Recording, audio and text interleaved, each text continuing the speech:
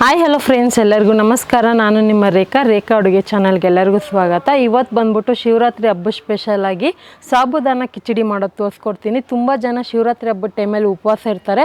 ಅಂಥವ್ರು ಈರುಳ್ಳಿ, ಬೆಳ್ಳುಳ್ಳಿ, ಶುಂಠಿ ಆ ಥರ ಏನು ಯೂಸ್ ಮಾಡೋದಿಲ್ಲ. ಅಂಥವ್ರಿಗೆ ಇವತ್ತು ತೋರಿಸೋವಂಥ ರೆಸಿಪಿ ತುಂಬಾ ಯೂಸ್ಫುಲ್ ಆಗಿರುತ್ತೆ. ಅದರಲ್ಲೂ ಡಯೆಟ್ ಮಾಡೋರು ಮತ್ತು ಡಯಾಬಿಟಿಸ್ ಇರೋರು ಕೂಡ ಈ ರೆಸಿಪಿನ ತಿನ್ಬೋದು, ಎಲ್ಲ ಟೈಮಲ್ಲೂ ಮಾಡ್ಕೊಬೋದು. ಖಂಡಿತ ಇವತ್ತು ತೋರಿಸೋವಂಥ ರೆಸಿಪಿ ನಿಮಗೆಲ್ಲ ಇಷ್ಟ ಆಗುತ್ತೆ ಮತ್ತು ಅಷ್ಟೇ ಸಿಂಪಲ್ ಆಗಿರುತ್ತೆ.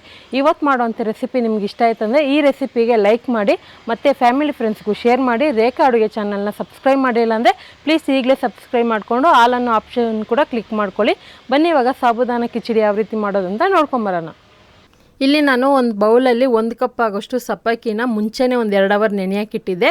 ಇದನ್ನು ಒಂದು 2 ಸರಿ ತೊಳೆದ್ಬಿಟ್ಟು ಆ ಸಬ್ಬಕ್ಕಿ ಇದೆಯಲ್ಲ ಅದ್ರ ಲೆವೆಲಿಗೆ ನೀರು ಹಾಕಿ ಇದನ್ನು ಒಂದು 2 ಅವರ್ ನೆನೆಯಾಕಿ. ನಿಮ್ಗೆ ಅಳತೆ ಗೊತ್ತಾಗೋದಿಲ್ಲ ಅಂದರೆ 1 ಕಪ್ ಆಗೋಷ್ಟು ಸಾಬುದಾನಾಗೆ 1 ಕಪ್ ಆಗೋಷ್ಟು ನೀರು ಹಾಕಿ ನೆನೆಯಾಕಿ. ಆನಂತರ ನೀರೇನಾದರೂ ಜಾಸ್ತಿ ಇದ್ದರೆ ಅದನ್ನು ಸೋದಿಸ್ಕೊಂಡ್ರೆ ಸರಿ ಹೋಗುತ್ತೆ. ಆದರೆ ಮಿನಿಮಮ್ ಆದರೂ ಒಂದು 2 ಅವರ್ ನೆನೆಯಾಕಬೇಕಾಗುತ್ತೆ. ಇದರಲ್ಲಿ ನೀವು ಚಿಕ್ಕದಾದರೂ ತೊಗೋಬೋದು, ದೊಡ್ಡ ಸಬ್ಬಕ್ಕಿ ಆದರೂ ತೊಗೊಬೋದು. ಈಗ ಸ್ಟವ್ ಮೇಲೆ ಒಂದು ಕಡಾಯಿ ಇಟ್ಕೊಂಡು ಇದಕ್ಕೆ ಒಂದು 2 ಟೇಬಲ್ ಸ್ಪೂನ್ ತುಪ್ಪ ಹಾಕ್ಕೊತಾ ಇದ್ದೀನಿ. ತುಪ್ಪ ಬದಲು ನೀವು ಎಣ್ಣೆ ಸಹ ಯೂಸ್ ಮಾಡ್ಕೊಬೋದು. ಈಗ ಈ ಒಗ್ಗರಣೆಗೆ 1/4 ಟೀ ಸ್ಪೂನ್ ಸಾಸಿವೆ, 1/4 ಟೀ ಸ್ಪೂನ್ ಜೀರಿಗೆ ಹಾಕ್ಕೊತಾ ಇದ್ದೀನಿ. ಇದ್ರ ಜೊತೆಗೆ ಒಂದು 2 ಟೇಬಲ್ ಸ್ಪೂನ್ ಕಡಲೆ ಬೀಜನೂ ಹಾಕ್ಕೊತಾ ಇದ್ದೀನಿ. ಹಾಕ್ಕೊಂಡು ಚೆನ್ನಾಗಿ ಫ್ರೈ ಮಾಡ್ಕೊಳ್ಳೋಣ. ಇವತ್ತು ಮಾಡೋವಂಥ ರೆಸಿಪಿ ಸಾಬುದಾನ ಕಿಚಡಿ ಅಂತಲೇ ಹೇಳ್ಬೋದು. ಇದು ಇವಾಗ ಹಬ್ಬ ಸ್ಪೆಷಲಾಗಿ ತುಂಬ ಜನ ಉಪವಾಸ ಇರ್ತಾರಲ್ಲ ಅಂಥವ್ರಿಗೆ ಯೂಸ್ ಆಗಲಿ ಅಂತ ಈ ರೆಸಿಪಿ ಮಾಡ್ತಾ ಇರೋದು. ಈಗ ಇದ್ರ ಜೊತೆಗೆ 3 ಹಸಿರು ಮೆಣಸಿನ್ಕಾಯಿ ಹಾಕ್ಕೊತಾ ಇದ್ದೀನಿ. ಖಾರ ನಿಮ್ಗೆ ಎಷ್ಟು ಬೇಕೋ ನೋಡಿ ಹಾಕ್ಕೊಂಡು ಸ್ವಲ್ಪ ಕರ್ಬೇವಿನ ಸೊಪ್ಪು ಹಾಕ್ಕೊಂಡು ಈಗ ಇದನ್ನು ಚೆನ್ನಾಗಿ ಫ್ರೈ ಮಾಡ್ಕೊತೀನಿ. ಸೊ ಉಪವಾಸ ಇರೋದ್ರಲ್ಲೂ ತುಂಬ ಜನ ಹೆಲ್ತ್ ಬಗ್ಗೆ ಕೇರ್ ಮಾಡೋರು ತಿನ್ನೋರು ಇರ್ತಾರೆ. ಅಂಥವ್ರು ಈ ಥರ ರೆಸಿಪಿಗಳನ್ನ ಮಾಡಿ ತಿನ್ಬೋದು. ಸೊ ಇವಾಗ ಇದಕ್ಕೆ ನಾನು ಆಲ್ರೆಡಿ ನೆನೆಸಿರೋವಂಥ ಸಾಬುದಾನ ಹಾಕ್ಕೊತಾ ಇದ್ದೀನಿ, ಅಂದರೆ ಸಬ್ಬಕ್ಕಿ ಹಾಕ್ಕೊತಾ ಇದ್ದೀನಿ. ಸೊ ಇದನ್ನು ಹಾಕ್ಕೊಂಡು ಚೆನ್ನಾಗಿ ಮಿಕ್ಸ್ ಮಾಡ್ಕೊಳ್ಳೋಣ. ಇದು ಬೆಂದಿದೆ ಇಲ್ಲ ಅಂತ ನಿಮ್ಗೆ ಗೊತ್ತಾಗಬೇಕಂದ್ರೆ ಇವಾಗಿರೋಂಥ ಕಲರು ಟ್ರಾನ್ಸ್ಪರೆಂಟಾಗಿ ಕಲರ್ ಚೇಂಜ್ ಆಗಬೇಕು. ಇದ್ರ ಜೊತೆಗೆ ಒಂದು ಆಲೂಗಡ್ಡೆನ ನಾನು ಒಂದು 10 ನಿಮಿಷ ನೀರಲ್ಲಿ ಬೇಯಿಸಿ ಸಿಪ್ಪೆ ತೆಗೆದು ಈ ಥರ ಕ್ಯೂಬ್ಸ್ ಮಾಡಿ ಹಾಕ್ಕೊತಾ ಇದ್ದೀನಿ. ಈ ರೆಸಿಪಿಗೆ ಆಲೂಗಡ್ಡೆ ಹಾಕಿದ್ರೆ ತುಂಬಾ ಚೆನ್ನಾಗಿರುತ್ತೆ. ಸೊ ಹಾಗೆ ಇದಕ್ಕೆ ರುಚಿಗೆ ತಕ್ಕಷ್ಟು ಉಪ್ಪು ಹಾಕ್ಕೊಂಡು ಚೆನ್ನಾಗಿ ಮಿಕ್ಸ್ ಮಾಡ್ಕೊಳ್ಳೋಣ. ಇದು ಒಂದಕ್ಕೊಂದು ಅಂಟಬಾರ್ದು, ಮುದ್ದೆ ಥರನೂ ಆಗಬಾರ್ದು, ಉದುರುದ್ರಾಗಿರಬೇಕು. ಆವಾಗೇ ನಿಮಗೆ ಬೆಂದಿರೋದು ಅಂತ ಗೊತ್ತಾಗೋದು. ಬೈ ಚಾನ್ಸ್ ಒಂದಕ್ಕೊಂದು ಅಂಟ್ಕೊಂಡಿದ್ದು ಮುದ್ದೆ ಥರ ಇದ್ದರೆ ಅದನ್ನು ಇನ್ನೂ ನೀವು ಸಿಮ್ಮಲ್ಲಿಟ್ಟು ಬೇಯಿಸ್ಕೋಬೇಕು. ಇದನ್ನು ಒಂದು 3 ನಿಮಿಷ ಒಳಗೆ ನಾನು ಬೇಯೋಷ್ಟರಲ್ಲಿ ನಾನು ಆಲ್ರೆಡಿ ಕಡಲೆ ಬೀಜನ ಒಂದು 1/2 ಕಪ್ ಆಗೋಷ್ಟು ಫ್ರೈ ಮಾಡಿ ಇಟ್ಕೊಂಡಿದ್ದೆ. ಅದನ್ನು ಮಿಕ್ಸಿ ಜಾರ್ಗೆ ಹಾಕಿ ಒಂದು 2 ಸರಿ ಪಲ್ಸ್ ಮಾಡ್ಕೊತೀನಿ.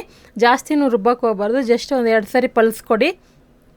ಈಗ ನೋಡಿ ಕಡಲೆ ಬೀಜ ಪೌಡರು ಈ ಥರ ತರಿಯಾಗಿದೆ. ಆಲ್ರೆಡಿ ಬೆಂದಿದೆ ಅಲ್ವ ಅಂತ ಚೆಕ್ ಮಾಡ್ಕೊಳ್ಳೋಣ ಸಾಬುದಾನ. ಇವಾಗ ಮುಚ್ಚಳ ತೆಗೆದು ನಾನು ಮಧ್ಯದಲ್ಲಿ ಒಂದು 2 ಸರಿ ಸೌಟಿಂದ ತಿರುಗಿಸ್ಕೊಡ್ತಾ ಇದ್ದೆ. ಆದಷ್ಟು ಈ ಥರ ರೆಸಿಪಿ ಮಾಡಿದಾಗ ಸ್ವಲ್ಪ ದಪ್ಪ ಪಾತ್ರೆ ಇಟ್ಕೊಳ್ಳಿ. ತೆಳ್ಳಗಿರುವಂಥ ಪಾತ್ರೆನಲ್ಲಿ ಮಾಡಿದ್ರೆ ಈ ಸಾಬುದಾನದಲ್ಲಿ ಅಂಟಿನಾಂಶ ಇರೋದ್ರಿಂದ ಇದು ಬೇಗನೆ ಅಂಟ್ಕೊಳ್ಳುತ್ತೆ, ಬಾಣಲಿಗೆ ಸೀದೋಗೋ ಚಾನ್ಸಸ್ ಇರುತ್ತೆ. ಅದಕ್ಕೆ ಇದನ್ನು ನಾನು ಆದಷ್ಟು ನಾನ್ ಸ್ಟಿಕ್ ಪಾತ್ರೆ ಅಥವಾ ದಪ್ಪ ಪಾತ್ರೆನಲ್ಲಿ ಮಾಡ್ಕೊಳ್ಳಿ. ಈಗ ಇದು ಚೆನ್ನಾಗಿ ಬೆಂದಿದೆ, ಟ್ರಾನ್ಸ್ಪರೆಂಟ್ ಆಗಿದೆ, ಒಂದಕ್ಕೊಂದು ಅಂಟ್ತಲ್ಲ, ಉದುರುದ್ರಾಗಿದೆ. ಈಗ ನಾನು ಇದಕ್ಕೆ ಕಡಲೆ ಬೀಜ ಪೌಡರ್ ಮಾಡಿದ್ರನ್ನ ಅದನ್ನು ಸ್ವಲ್ಪ ಹಾಕ್ಕೊಂಡು ಮಿಕ್ಸ್ ಮಾಡ್ಕೊತೀನಿ. ಕೆಲವ್ರಿಗೆ ಜಾಸ್ತಿ ಇಷ್ಟ ಆಗಲ್ಲ, ಕೆಲವ್ರಿಗೆ ಜಾಸ್ತಿ ಇದ್ದರೆ ಇಷ್ಟ ಆಗುತ್ತಲ್ಲ, ನೋಡ್ಕೊಂಡು ಮಿಕ್ಸ್ ಮಾಡ್ಕೊಳ್ಳಿ. ಉಪ್ಪು ಖಾರ ಎಲ್ಲ ಒಂದು ಮೈಲ್ಡಾಗೇ ಇರುತ್ತೆ, ತುಂಬಾ ಸ್ಪೈಸಿ ಆಗಿರಲ್ಲ, ತುಂಬಾ ಒಂದು ತಿನ್ನೋ ಥರನೂ ಅನಿಸಲ್ಲ. ಅದನ್ನು ಇದು ಹೆಲ್ತಿಗೆ ತುಂಬಾ ಒಳ್ಳೆಯದು. ಇವಾಗ ಬೇಸಿಗೆ ಇರೋದ್ರಿಂದ ತುಂಬ ಜನಕ್ಕೆ ಬಾಡಿ ಹೀಟ್ ಆಗ್ತಾ ಇರುತ್ತೆ. ಅಂಥವ್ರು ಈ ರೆಸಿಪಿನ ವಾರದಲ್ಲಿ 1 ಸರಿ ಆದರೂ ಮಾಡಿ ತಿನ್ಬೋದು. ದೇಹಕ್ಕೆ ತುಂಬಾ ತಂಪು, ಮತ್ತು ಡಯೆಟ್ ಮಾಡೋರು ಕೂಡ ತಿನ್ಬೋದು. ಸೊ ಇವಾಗ ಕೊನೆಯಲ್ಲಿ ನಿಂಬೆ ರಸ ಹಾಕ್ಕೊಂಡು ಇದನ್ನು ಚೆನ್ನಾಗಿ ಮಿಕ್ಸ್ ಮಾಡಿ ಸ್ಟವ್ ಆಫ್ ಮಾಡ್ಕೊತೀನಿ. ಕಡಲೆ ಬೀಜನೂ ಪೌಡರು ಮತ್ತು ನಿಂಬೆ ರಸ ಹಾಕಿ ಜಸ್ಟ್ 1 ನಿಮಿಷವರೆಗೂ ಮಿಕ್ಸ್ ಮಾಡ್ಕೊಳ್ಳಿ. ಆನಂತರ ಇದನ್ನು ಸ್ಟವ್ ಆಫ್ ಮಾಡಿ ಕೊತ್ತಂಬರಿ ಹಾಕಿ ಇದನ್ನು ಮಿಕ್ಸ್ ಮಾಡಿಕೊಂಡ್ರೆ ರೆಡಿಯಾಗುತ್ತೆ ರೆಸಿಪಿ. ಸಾಬುದಾನದಲ್ಲಿ ಎಷ್ಟೋ ಸ್ವೀಟ್ ರೆಸಿಪಿಗಳನ್ನ ಮಾಡಿದ್ದೀನಿ. ಸೊ ಇವತ್ತು ಮಾಡೋಂಥ ರೆಸಿಪಿ ತುಂಬಾ ಹೆಲ್ತ್ಗೂ ಒಳ್ಳೆಯದು. ಅದರಲ್ಲೂ ಹಬ್ಬದ ಟೈಮಲ್ಲಿ ತುಂಬ ಜನ ಉಪವಾಸ ಇರೋರು ಮತ್ತು ಹೆಲ್ತ್ ಬಗ್ಗೆ ಕೇರ್ ಮಾಡೋರು ತಿನ್ನೋರು ಅಂಥವ್ರು ಕೂಡ ಈ ರೆಸಿಪಿನ ಮಾಡಿ ತಿನ್ಬೋದು. ಖಂಡಿತ ಇವತ್ತಿನ ರೆಸಿಪಿ ಇಷ್ಟ ಆಯ್ತು ಅಂದರೆ ನೀವು ಮನೇಲಿ ಟ್ರೈ ಮಾಡಿ ನೋಡಿ. ನಿಮ್ಗೆ ಯಾವ ಥರ ಬಂತಂತ ಕಮೆಂಟ್ ಮಾಡಿ. ಈ ರೆಸಿಪಿ ಇಷ್ಟ ಆಯ್ತು ಅಂದರೆ ಒಂದು ಲೈಕ್ ಮಾಡಿ, ಶೇರ್ ಮಾಡಿ. ರೇಖಾ ಅಡುಗೆ ಚಾನಲ್ನ ಸಬ್ಸ್ಕ್ರೈಬ್ ಮಾಡಿ. ಈ ವಿಡಿಯೋ ನೋಡಿದ್ದಕ್ಕಾಗಿ ಎಲ್ಲರಿಗೂ ಧನ್ಯವಾದಗಳು.